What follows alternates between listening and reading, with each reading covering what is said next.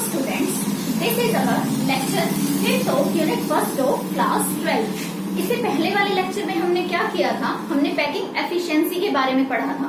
Packing efficiency क्या होती है कि percentage of space occupied by the cubic unit cell की जो आपके जो स्फीयर्स हैं, जो एटम हैं, जो आपके क्यूबिक यूनिट सेल के अंदर हैं, उन्होंने कितना परसेंट स्पेस है जो ऑक्यूपाई किया हुआ है, वो होती है आपकी पैकिंग एफिशिएंसी। ठीक है, हमने पैकिंग एफिशिएंसी के बारे में पढ़ा था, पैकिंग फ्रैक्शन के बारे में पढ़ा था, जो क्या थी, डिफर थी डिफरेंट यूनिट सेल्स की।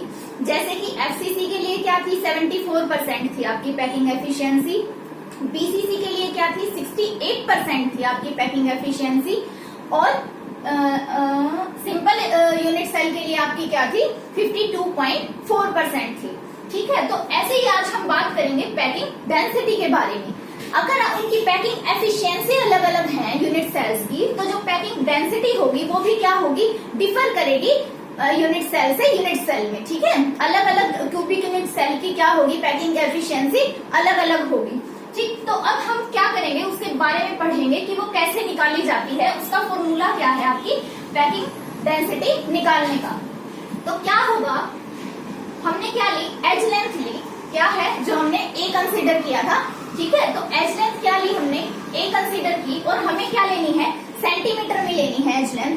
ठीक है, अगर आपकी क्या है, कोई भी एज लेंथ दे रखी हो किसी में भी, पिकोमीटर में, नैनोमीटर में, तो आपको क्या करना है, उसे सेंटीमीटर में कन्वर्ट करना है।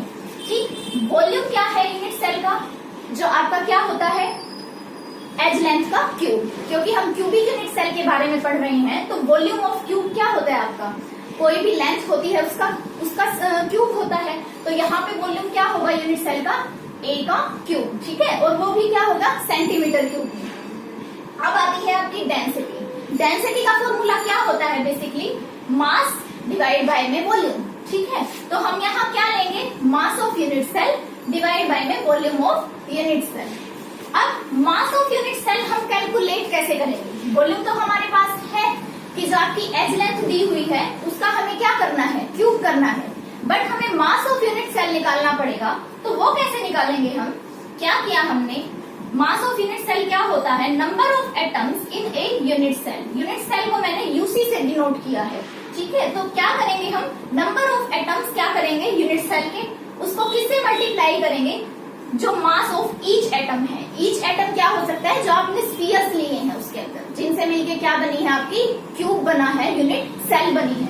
ठीक है, तो उस हर एक एटम का, हर एक स्फीयर का क्या लेंगे हम, मास लेंगे। तो number of atoms per unit cell क्या होता है, हमने उसे क्या नाम दिया था, Z नाम दिया था, उसे कैलकुलेट भी किया था हमने। ठीक है, जो पर यूनिट सेल क्या होते हैं, अलग अलग होते हैं। ठीक, तो जैसे एफसीसी में क्या होता है, number of unit cell, number of atoms in unit cell कितना होता है, 4 होता है। बीसीसी में 2 होता है, सिंपल यूनिट सेल में 1 होता है। ठीक है, तो हमने क्या किया, number of atoms in unit cell को किससे डिनोट किया, Z से। तो फिर मास ऑफ ईच एटम क्या होगा, आपने +1 क्लास में पढ़ा है, +1 क्लास की जो फर्स्ट यूनिट थी उसमें मोल कंसेप्ट के बारे में पढ़ा था, नंबर ऑफ एटम्स निकालने के बारे में पढ़ा था, मास निकालने के बारे में पढ़ा था एटम्स के। तो वही फॉर्मूला हम क्या करेंगे, यहाँ पे उसी को यूज करेंगे। तो जो मास ऑफ ईच एटम होगा वो क्या होता है आपका, एटॉमिक मास डिवाइड बाय में एवोगैड्रो नंबर। ठीक है, क्या होता है, एटॉमिक मास डिवाइड बाय में एवोगैड्रो नंबर। ठीक, वो क्या होता है, मास ऑफ ईच एटम। तो हमारा मास ऑफ यूनिट सेल क्या बना, क्या हुआ वो, Z क्या है, number of atoms in unit cell. ठीक, उसको किससे मल्टीप्लाई किया, मास ऑफ ईच एटम से, जो क्या होता है, एटॉमिक मास डिवाइड बाय में एवोगैड्रो नंबर। ठीक, तो डेंसिटी क्या हुई आपकी, Z इंटू में एटॉमिक मास क्या है, M, डिवाइड बाय में एवोगैड्रो नंबर, और क्या था, डिवाइड बाय में वॉल्यूम था, जिसको हमने ए क्यूब से डिनोट किया है। तो ये आपका फॉर्मूला बनेगा डेंसिटी का। ठीक है, इसको हम किस में लेंगे, ग्राम पर सेंटीमीटर क्यूब में, क्योंकि मास हम ग्राम में लेंगे, और ठीक है, वॉल्यूम हमने सेंटीमीटर क्यूब में लिया है। तो मास अपॉन वॉल्यूम क्या होगा, ग्राम पर सेंटीमीटर क्यूब, जो आपकी क्या होगी, पैकिंग डेंसिटी है, जो उसकी यूनिट होगी। ठीक, एवोगैड्रो नंबर क्या होता है, 6.022 इंटू 10⁻23। ये होता है आपका एवोगैड्रो नंबर। ठीक है, तो अब हम एक क्वेश्चन करेंगे। ठीक है, जो क्या है एक एफसीसी एलिमेंट, जो आपका एक एलिमेंट है वो क्या है, एफसीसी अरेंजमेंट के अंदर है, फेस सेंटर्ड क्यूबिक अरेंजमेंट के अंदर क्या है, वो अरेंज है वो एलिमेंट, जिसका एटॉमिक मास क्या है 60 है। ठीक, तो उसकी एज लेंथ क्या दी हुई है आपको 400 पिकोमीटर दी हुई है। ठीक, क्या है आपको एक एलिमेंट दिया है, ठीक है, वो क्या है, उसका मास है 60 ग्राम और क्या दिया हुआ है, उसकी एज लेंथ क्या दी हुई है यूनिट सेल की 400 पिकोमीटर, और हमें क्या निकालनी है, डेंसिटी निकालनी है। एफसीसी अरेंजमेंट दी हुई है, तो हमारी एज लेंथ क्या है ए, वो क्या हुई हमारी, क्या दी हुई है 400 पिकोमीटर, और हमें सेंटीमीटर में लेनी है, इसलिए 400 पिकोमीटर को हम क्या करेंगे 10h पावर -10 से क्या कर देंगे, मल्टीप्लाई कर देंगे, तो ये क्या बन जाएगा 400 इंटू 10h पावर -10 सेंटीमीटर। ठीक है, अगर आपको मीटर में कन्वर्ट करना है पिकोमीटर से, ठीक है, तो क्या होता है वो 10h पावर -12, बट क्या है इसके अंदर आपको क्या करना है, सेंटीमीटर में करना है, तो इसलिए हमारे क्या हो जाएंगे 10h पावर -10 से हम इसको मल्टीप्लाई करेंगे। तो वॉल्यूम क्या हुआ आपका, जो वॉल्यूम होगा यूनिट सेल का वो क्या होगा a क्यूब, तो मतलब क्या हुआ 400 क्यूब इंटू में 10h पावर -10 का क्यूब। ठीक, और 10h पावर -10 का क्यूब क्या हो जाएगा 10h पावर -30, और ये किस में आया आपका सेंटीमीटर क्यूब में। अब हमारे पास क्या है, डेंसिटी हमने निकालनी है। डेंसिटी का फॉर्मूला क्या होता है, ये होता है, हम डायरेक्ट इसके अंदर पुट करेंगे क्या, यहाँ से क्या है डेंसिटी z। ठीक है, डेंसिटी में क्या होगा z इंटू मास से क्या करेंगे मल्टीप्लाई, डिवाइड बाय में n0 इंटू में a क्यूब। तो z क्या होगा, अगर एफसीसी अरेंजमेंट है तो आपका z क्या होगा 4 होगा। हमने लास्ट टू लास्ट लेक्चर में पढ़ा था कैसे निकालते हैं, ठीक है, नंबर ऑफ जो एटम्स है पर यूनिट सेल वो कैसे निकालते हैं, तो वहां से हमने निकाल के देखा था। तो z क्या आया था हमारा 4 आया था एफसीसी अरेंजमेंट के लिए, और m हमें कितना दिया हुआ है 60। ठीक है, 60 ग्राम दिया हुआ है एटॉमिक मास। तो बस अब ये सब वैल्यू हमें क्या करनी है इस फॉर्मूला में पुट करनी है। तो जैसे ही हम इस फॉर्मूला में पुट करेंगे क्या होगा 4 इंटू में m क्या है 60 डिवाइड बाय में n0 क्या है हमारा एवोगैड्रो नंबर है, जो क्या है 6.022 इंटू 10h पावर 23। ठीक है, sorry 10h power 23,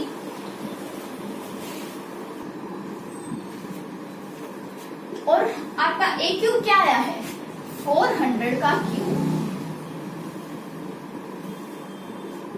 400 cube into में 10h पावर -30। तो जब हम इस सब जो ये हमारी दी हुई है इस कैलकुलेशन को करेंगे तो हमारी डेंसिटी आएगी 6.23। ठीक है, इंटू में तो हमारी डेंसिटी आएगी 6.23 ग्राम पर सेंटीमीटर क्यूब। ठीक है, इसी तरह से आपके क्या आएंगे एग्जाम्स में, अगर क्वेश्चन आता है तो आपको क्या देगा, डेंसिटी निकालनी है, आपको कोई भी क्यूबिक यूनिट सेल दे देंगे, बीसीसी भी हो सकती है इसकी जगह, सिंपल क्यूबिक भी हो सकती है। ठीक है, ए दे देंगे आपको, मतलब क्या एज लेंथ दे देंगे, एटॉमिक मास देंगे, डेंसिटी निकालनी है। या फिर ये हो सकता है कि आपको एज लेंथ निकालनी दे दें और आपको क्या दी हो डेंसिटी दी हो, तो भी यही फॉर्मूला क्या करेंगे हम पुट करेंगे, और यहाँ से क्या निकल जाएगा हमारा एज लेंथ निकल जाएगी। जो भी हमें पूछा है वो सब हमारा यहाँ से इस फॉर्मूला से निकल जाएगा। अगर डेंसिटी निकालनी है तो डायरेक्ट ये फॉर्मूला पुट करेंगे, ए क्यूब निकालनी है तो क्या करेंगे ए क्यूब को इधर ले जाएंगे, डेंसिटी को हम क्या ले आएंगे इस साइड ले आएंगे, डिवाइड में आ जाएगी। ठीक, वहां से क्या लेंगे ए का क्यूब रूट लेंगे, तो ऐसे करके हमारे क्या निकल सकते हैं यहाँ से ए क्यूब, ए हमारी एज लेंथ भी निकल सकती है इस फॉर्मूला से, एटॉमिक मास भी निकल सकता है और डेंसिटी भी निकल सकती है। ठीक है, note it down. So students, अब हम बात करेंगे कि जो आपके क्रिस्टलाइन सॉलिड्स में जो ये क्यूबिक क्रिस्टल्स होते हैं वो पैक्ड किस तरीके से होते हैं, किस अरेंजमेंट में वो पैक होते हैं। जैसे कि आपने पढ़ा है क्रिस्टलाइन सॉलिड्स के अंदर जो आपके क्या होते हैं पार्टिकल्स होते हैं वो क्या होते हैं क्लोजली अटैच्ड होते हैं, और जितनी ज्यादा उनकी क्या होगी, अटैचमेंट ज्यादा होगी, जितने ज्यादा वो क्लोजली अटैच होंगे एक दूसरे से, उतनी ही ज्यादा क्या होगी, क्रिस्टल की स्टेबिलिटी होगी। लेकिन क्या है, जो ये एटम्स और स्फीयर्स होते हैं, इनकी डिफरेंट डिफरेंट शेप्स होती हैं, तो जो आपकी पैकिंग होगी वो भी क्या होगी, इनकी शेप्स के ऊपर डिपेंड करेगी कि अगर डिफरेंट शेप है तो पैकिंग डिफरेंट टाइप की होगी, और डिफरेंट शेप है तो पैकिंग उससे टाइप की होगी जिस टाइप का आपका एटम या मॉलिक्यूल है। ठीक है, तो अब हम क्या करेंगे, यहाँ पे डिस्कस करेंगे मेटल्स के बारे में, क्योंकि क्या है, मेटल्स में क्या है, सेम टाइप के क्या लेंगे हम, एटम्स लेंगे, और उन एटम्स को हम क्या कंसीडर करेंगे, सॉलिड स्फीयर्स कंसीडर करेंगे। मेटल्स को इसलिए लिया क्योंकि एक मेटल का अगर हमने एलिमेंट लिया है, क्रिस्टल लिया है, तो उसके अंदर सभी एलिमेंट्स क्या होंगे, सेम होंगे। ठीक, तो अब हम उन्हीं जो एटम, मेटल के अंदर एटम्स हैं, जो सॉलिड स्फीयर्स हमने उन एटम्स को बोला है, उनकी पैकिंग के बारे में बात करेंगे 2 डायमेंशन के अंदर, फिर हम बात करेंगे 3 डायमेंशन के अंदर। तो पहले बात करते हैं 2 डायमेंशन के अंदर कि कैसे होती है आपके सॉलिड स्फीयर्स की पैकिंग। तो 2 डायमेंशन क्या है कि आपकी बहुत सारी जो रोज हैं, ठीक है, वो क्या करें, एक लेयर के अंदर हो। जैसे आप मिठाई की दुकान पे देखा होगा आपने, जो लड्डू होते हैं आपके, वो क्या करते हैं, पहले बहुत सारी रो होंगी लेकिन वो एक लेयर के अंदर होंगी। ठीक है, तो इसका मतलब क्या हुआ, उसे हम क्या मानेंगे, वो 2 डायमेंशन के अंदर है। क्या माना हमने कि जो बहुत सारी रोज हैं, ठीक, और क्या बना रही है, वो एक लेयर बना रही है। ठीक है, तो वो क्या होगा, 2 डायमेंशन। रोज तो क्या है, बहुत सारी हैं, बट लेयर क्या है, उन लड्डू की एक है। अगर हम उसके ऊपर एक और लेयर बना दें लड्डू की, ठीक है, तो वो क्या होगा कि हम उसे क्या कहेंगे, 3 डायमेंशन लेयर कहेंगे। क्यों, क्योंकि फर्स्ट लेयर के ऊपर सेकंड आ रही है, सेकंड लेयर के ऊपर फिर थर्ड लेयर आ रही है, थर्ड के ऊपर फिर फोर्थ लेयर आ रही है। तो अब हम पहले 2 डायमेंशन के बारे में बात कर रहे हैं, तो हम क्या करेंगे, जो आपकी फर्स्ट लेयर जो बनेगी वो क्या बनेगी, बहुत सारी रोज से बनेगी, different number of rows combined to form first layer of, ठीक है, कोई भी आपकी क्या है, क्यूबिक क्रिस्टल। ओके, तो अब हम बात करेंगे जो ये क्लोज पैकिंग होती है 2 डायमेंशन के अंदर, वो क्या होती है आपकी, 2 टाइप की होती है, स्केयर क्लोज पैकिंग और हेक्सागोनल क्लोज पैकिंग। तो स्केयर क्लोज पैकिंग के बारे में पहले डिस्कस करते हैं कि क्या है वो, क्या होगा इसके अंदर, centres of all the spheres are in a straight line. जो आपके स्फीयर्स हैं वो क्या होंगे, इस तरीके से अरेंज होंगे। ये आपकी क्या बनी स्फीयर की, वेट अ मिनट, ये क्या बनी आपकी स्फीयर की, फर्स्ट रो। ठीक है, इसको आप क्या करो, लड्डू कंसीडर करो, तो ये क्या है आपकी लड्डू की क्या बनी, फर्स्ट रो। तो जो सेकंड रो होगी वो एकदम क्या बनेगी, एग्जैक्ट इसके साथ में बनेगी, और इस तरीके से बनेगी कि जो इनके सेंटर्स होंगे वो क्या करेंगे, स्ट्रेट लाइन में होंगे। पहले हम बनाते हैं, फिर बताऊंगी कि कैसे ये स्ट्रेट लाइन के अंदर हैं इनके सेंटर्स। ये बनाया हमने इस तरीके से।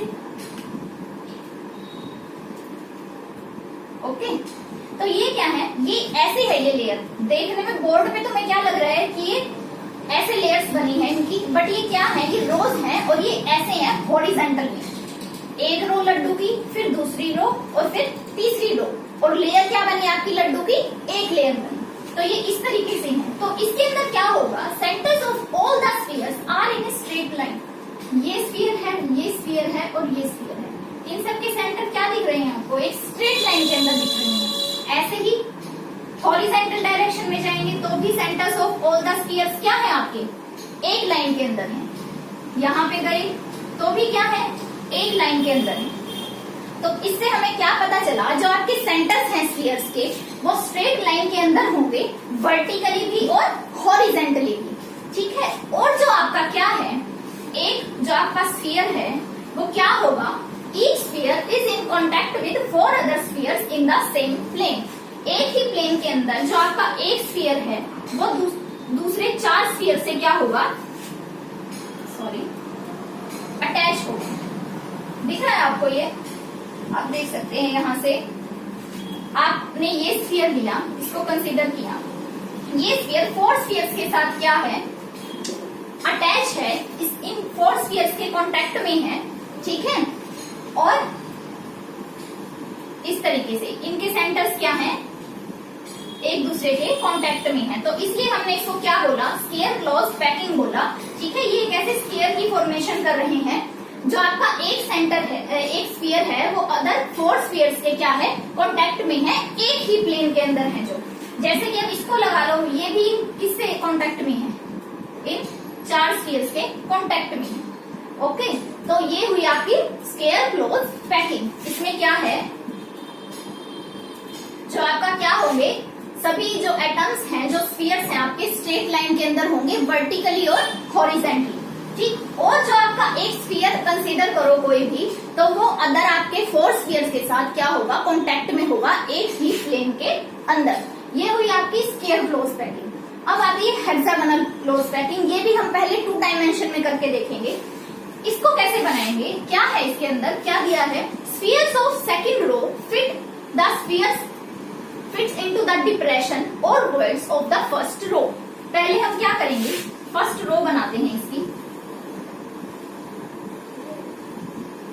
ये हमने क्या बनाई, लड्डू की हमारी फर्स्ट रो। तो जब हम सेकंड रो बनाएंगे तो क्या बुलाया है इन्होंने, जो सेकंड रो के हमारे स्फीयर्स होंगे, वो फर्स्ट रो के डिप्रेशंस क्या हैं आपके, ये हैं, जो ये आपका खाली पोर्शन दिख रहा है, जैसे ये रो है, तो ये आपका क्या है, डिप्रेशन है। ये क्या बनाएगा, एक वॉइड बनाएगा, वॉइड मतलब खाली स्पेस, तो वहां पे क्या होंगे, ये फिट होंगे।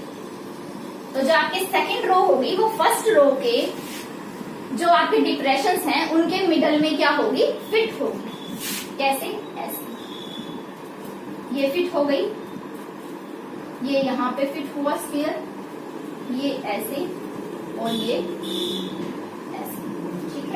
अगला ऐसे बनेगा, इधर से ऐसे बनेगा, समझे। तो इस तरीके से क्या होंगी, आपकी लेयर्स की फॉर्मेशन होगी। अब जो इससे नेक्स्ट बनेगा, जो इससे हमारी थर्ड लेयर होगी, वो सेकंड रो के जो आपके वॉइड्स बने हैं, उनमें फिट होंगी, ऐसे, लाइक दिस।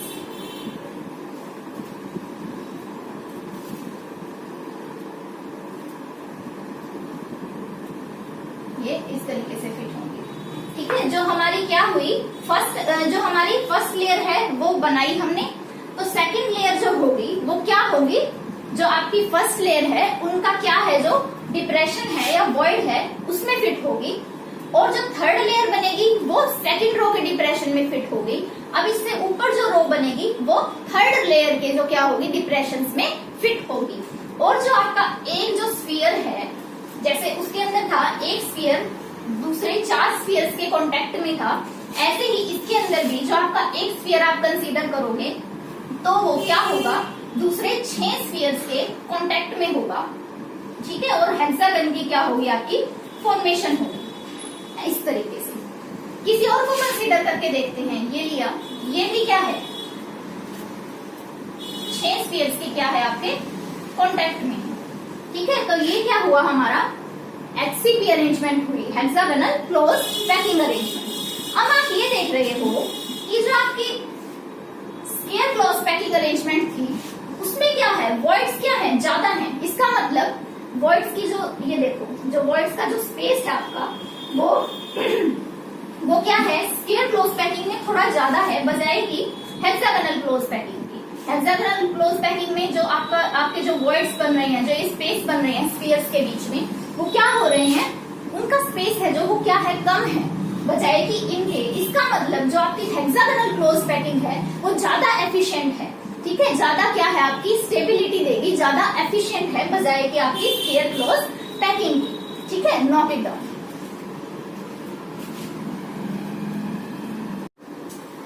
सो स्टूडेंट्स, अब हम पढ़ेंगे क्लोज पैकिंग, जो कि 3 डायमेंशन के अंदर है आपकी। इसके अंदर क्या होगा, जैसे हमने 2 डायमेंशन में क्या किया था, बहुत सारी क्या की थी, रो प्लेस करवाई थी, बट वो सब क्या थी, एक ही लेयर के अंदर थी। इसके अंदर अब हम क्या करेंगे, मोर नंबर ऑफ लेयर्स क्या है, प्लेस करवाएंगे उस फर्स्ट लेयर के ऊपर। फर्स्ट लेयर के ऊपर क्या किया हमने, सेकंड रो लेयर प्लेस करवाई, फिर थर्ड लेयर प्लेस करवाई, ऐसे करेंगे। अब तो हम सबसे पहले तो क्या लेंगे, यही 2 डायमेंशन स्ट्रक्चर भी लेके देखेंगे, मतलब फर्स्ट लेयर भी लेके देखेंगे। तो इसके अंदर आप क्या देख रहे हो कि क्या है, फर्स्ट लेयर से जो वॉइड बन रहे हैं इसे हम क्या दे देते हैं, बी नाम दे दिया हमने। जो भी ये सब वॉइड्स बन रहे हैं फर्स्ट लेयर से, ठीक है, उन्हें हमने क्या नाम दिया, बी नाम दिया। उसके बाद जो सेकंड लेयर से जो हमारे वर्ड्स बन रहे हैं, सेकंड और फर्स्ट लेयर के जो बीच में, उन्हें हमने ए नाम दिया। फिर उससे ऊपर वाले को फिर से हमने बी नाम दिया, ठीक है। तो और जो इससे ऊपर बनेंगे, जो ये वाले वर्ड्स होंगे और आपके जो स्फीयर्स आ जाएंगे, उन्हें हम फिर से क्या करेंगे, बी नाम देंगे और उन्हें हम फिर से ए नाम देंगे, ठीक है।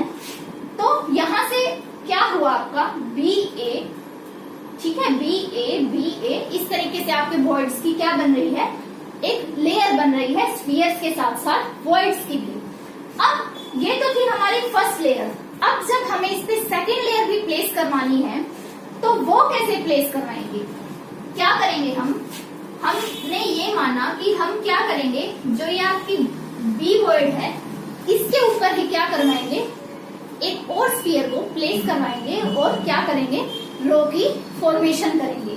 कैसे, जैसे ये हमारे क्या थे, बी वर्ड थे, तो हमने क्या किया, यहाँ पे उनके ऊपर क्या की, स्फीयर्स की रो बनाई, जिसने क्या किया, इन जो ये बी आपके क्या थे वर्ड्स थे, इनको कवर किया। अब इनके ऊपर फिर से आप क्या बनाएंगे, एक लेयर बनाएंगे। कैसे,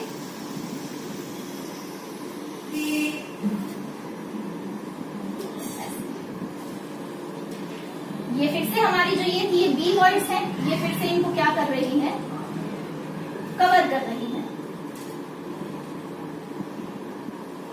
ठीक है। यहाँ पे भी क्या है, आपके बी वर्ड्स हैं, इनको भी क्या कर रही है, ये कवर कर रही है। और जो ये वर्ड्स थे हमारे, ये हमारे ए वर्ड्स रहेंगे, ये अनकवर ही रहेंगे। तो अब आप ये देखिए कि जो ये हमारी सेकंड लेयर प्लेस हुई है, इसके अंदर भी क्या है, अलग से वर्ड्स बन रहे हैं। जो ये आपको एरिया दिख रहा है, मैंने इसको क्या कर दिया, ऐसे मार्क कर दिया है, ये एरिया है जो आपका, ये जो एरिया है, ये क्या है आपका, सी वर्ड लिया है हमने। जो सेकंड जो आपकी लेयर है उसकी रोज के बीच में बन रहे हैं, उन वर्ड्स को हमने सी वर्ड्स बोला, ठीक। तो आपकी इस तरीके से क्या हो रही है, एक अरेंजमेंट हो रही है हेक्सागोनल के अंदर। अगर आप सेकंड लेयर को क्या कर रहे हो, प्लेस कर रहे हो, ठीक, नोट इट डाउन, ठीक है। सो स्टूडेंट्स, अब हम बात करेंगे कि थर्ड लेयर को कैसे इसके ऊपर प्लेस किया जाए। ये हमारी क्या है, फर्स्ट लेयर है, ये हमारी क्या है, सेकंड लेयर है। सेकंड लेयर ने क्या किया था, जो वर्ड्स बी थे आपके फर्स्ट लेयर के, उनको क्या कर दिया था, सबको कवर कर दिया था। उनके ऊपर हमने क्या कर दिए थे, स्फीयर प्लेस कर दिए थे। तो हमारे पास जो दो वर्ड्स थे, 2 टाइप्स के जो वर्ड्स थे, वो हमारे पास क्या रह गए थे, अनऑक्यूपाइड रह गए थे। वो कौन कौन से हैं आपका, सी वर्ड और ए वर्ड, ठीक है। तो अब हमारे पास जो आपकी थर्ड लेयर होगी, उसको भी प्लेस करने के 2 टाइप होंगे, क्योंकि हमारे पास 2 जो वर्ड्स हैं वो अनऑक्यूपाइड हैं, 2 टाइप के वर्ड्स। तो अगर हम क्या करें, जो आपके 3 टाइप्स के वर्ड हैं उनके ऊपर क्या करें, हमारे थर्ड लेयर को प्लेस करवाएं, थर्ड लेयर के जो स्फीयर्स हैं उनको प्लेस करवाना शुरू करें, तो आपका क्या होगा, जो आपकी फर्स्ट लेयर होगी वो क्या करेगी, थर्ड लेयर से सिमिलर होगी। तो आपकी जो अरेंजमेंट बनेगी वो ए बी टाइप की होगी, ठीक है। कैसे, अगर आप क्या करो, जो आपके सी वर्ड्स हैं, जो सेकंड लेयर से जो आपके वर्ड्स बने थे, उनके ऊपर भी आप क्या करो, थर्ड लेयर को प्लेस करवाओ, थर्ड टाइप के जो स्फीयर्स हैं उनको प्लेस करवाओ, तो आपकी क्या बनेगी, ए बी टाइप की अरेंजमेंट बनेगी। क्योंकि जो आपकी फर्स्ट लेयर है वो थर्ड लेयर से क्या होगी, सिमिलर होगी, और जो आपकी सेकंड लेयर है वो आपकी फोर्थ लेयर से क्या होगी, सिमिलर होगी। तो ये होगी हमारी HCP अरेंजमेंट, ठीक, अब आती है आपका कि दूसरे टाइप से हम क्या करें, थर्ड लेयर को कैसे प्लेस करवाएं। अगर हम सी वर्ड्स को ऐसे ही छोड़ दें अनऑक्यूपाइड और ए वर्ड के ऊपर क्या करें, आपके स्फीयर्स को थर्ड लेयर के प्लेस करवाना शुरू कर दें, तो क्या होगा, तो आपकी जो फर्स्ट लेयर होगी, तो आपके पास क्या होगा, जो थर्ड लेयर होगी वो डिफरेंट टाइप की फॉर्म होगी ए और बी से। तो आपके पास कुछ इस तरह की अरेंजमेंट बनेगी, जिसे हम सीसीपी बोलते हैं, क्यूबिक क्लोज पैकिंग। ठीक है, क्यूबिक क्लोज पैक स्ट्रक्चर बोलते हैं। ठीक है, इसके अंदर क्या होता है, आपकी जो फर्स्ट और सेकंड लेयर से डिफरेंट बनती है थर्ड लेयर, अगर आप वॉइड ए के ऊपर क्या करवाते हो, प्लेस करवाते हो थर्ड लेयर के जो स्फीयर्स हैं उनको, तो आपकी जो फर्स्ट और फोर्थ लेयर होगी वो क्या होंगी, सिमिलर होंगी। ठीक, सेकंड और फिफ्थ लेयर सिमिलर होंगी। ठीक है, जो आपकी फर्स्ट लेयर होगी वो क्या करेगी, फोर्थ लेयर से सिमिलैरिटी में होगी, और जो आपकी सेकंड लेयर है वो आपकी फिफ्थ लेयर से सिमिलैरिटी में होगी। ठीक, तो यहां से हमारी जो आएगी वो हमारी सीसीपी, क्यूबिक क्लोज पैक, या फिर एफसीसी अरेंजमेंट आएगी।